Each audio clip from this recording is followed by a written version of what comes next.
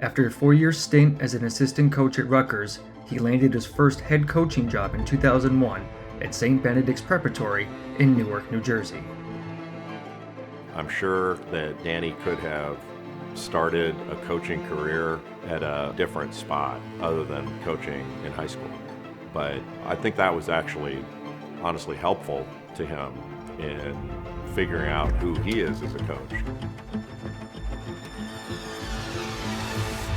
He had taken St. Benedict's, which was in disarray, to being one of the best teams in the country, and having kids going to the biggest schools in the country. In 9 seasons, Danny turned them into a powerhouse, with an amount of success that would rival St. Anthony's. Danny decided to leave the high school game behind. In 2010, he took over the Division I program at Tiny Wagner College on Staten Island. Hands off power, diamond counter. Good.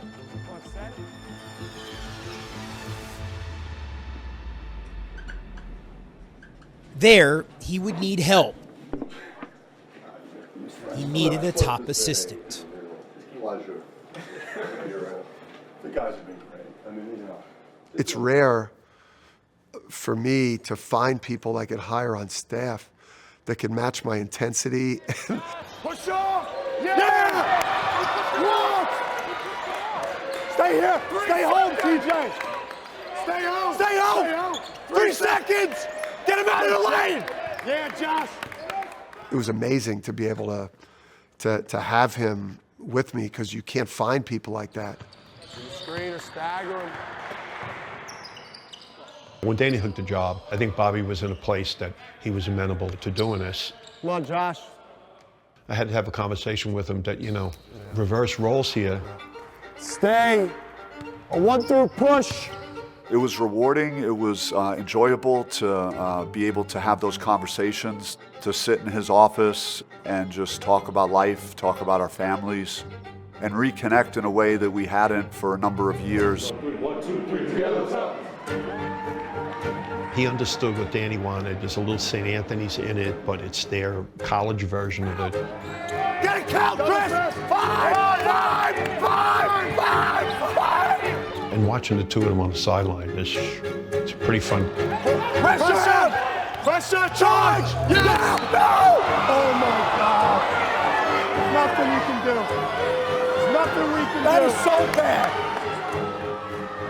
I'm laughing at the ridiculousness of the call, which was probably a charge, but Danny and Bobby, they brought it every night. Get back!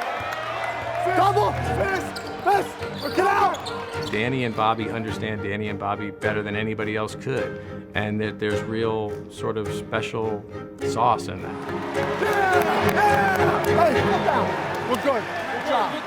Danny poured everything he had into coaching at the college level,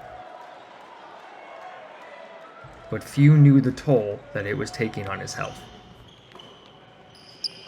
I've struggled into my coaching career. When I was at Wagner, 90 minutes out from a game, I'd be in my office under my desk in a pitch dark room, trying to deal with some very serious panic attacks. The pressure I was putting on myself, it takes you a while to develop a way of getting those things under control, so that I could be, the coach that you see today is not the same coach that I was in my 30s and 40s. How do you keep the darkness at bay?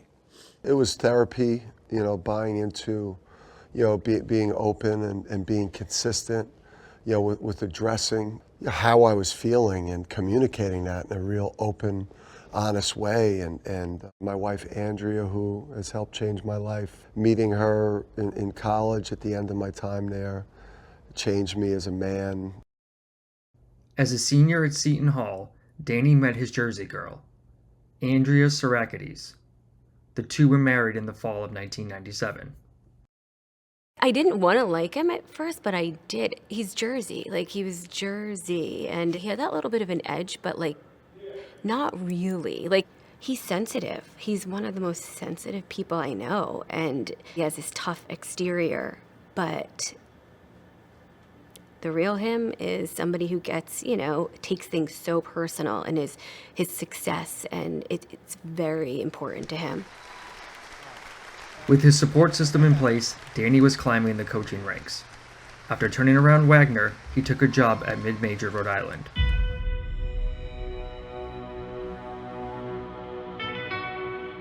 Five seasons later, in 2016, Danny led the Rams to the NCAA tournament, their first appearance since 1999. You could see immediately he had already transformed it. He's now developing this nickname of the Carpenter. He was very good at rebuilding. There's the ego part of me, knowing that deep down inside that what I've done in my basketball life does not measure up to the Hurley standard. It's been a lifelong pursuit for me in such a competitive family.